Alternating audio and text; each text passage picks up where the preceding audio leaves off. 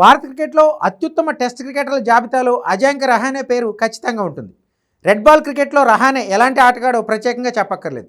సుదీర్ఘ ఫార్మేట్లో తోపు బ్యాటర్గా పేరు తెచ్చుకున్న రహానే ప్రస్తుతం జాతీయ జట్టుకు దూరమయ్యాడు.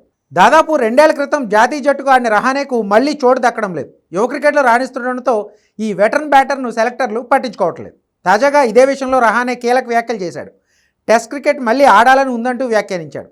తాను ఈ విషయంపై మాట్లాడడానికి ప్రయత్నించిన సెలక్షన్ కమిటీ నుంచి తనకు ఎటువంటి స్పందన రాలేదని చెప్పాడు. అయినప్పటికీ తాను ఇష్టపడే టెస్ట్ క్రికెట్పై నిరంతరం ఫోకస్ పెడుతున్నట్టు చెప్పుకొచ్చాడు. 37 ఏళ్ల రహానే ఆస్ట్రేలియాతో జరిగిన 2023 ప్రపంచ టెస్ట్ ఛాంపియన్షిప్ ఫైనల్ తర్వాత మళ్లీ భారత్కు ఆడలేదు. వెస్టిండీస్ పర్యటన తర్వాత జట్టులో చోటు కోల్పోయిన ఈ వెటరన్ బ్యాటర్ ప్రస్తుతం దేశవాళీ క్రికెట్లో ఆడుతున్నాడు.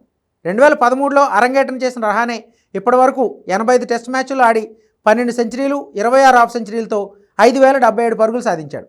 గత రంజీ ట్రోఫీ సీజన్లో ముంబై జట్టుకు కెప్టెన్గా వ్యవహరించిన రహానే 11 ఇన్నింగ్స్లో 214 పరుగులు చేశాడు. రహానే నాయకత్వంలోనే ముంబై జట్టు 2023-24 రంజీ ట్రోఫీలో విజేతగా నిలిచింది. ఇదిలా ఉంటే కోహ్లీ, రోహిత్ శర్మ రిటైర్మెంట్లతో రహానేకు అవకాశం దక్కుతుందని అనుకున్నప్పటికీ సెలెక్టర్లు మాత్రం యువ ఆటగాళ్ల వైపునే మొగ్గు చూపుతున్నారు. దీంతో రహానే రీ ఎంట్రీ కష్టంగానే కనిపిస్తుంది.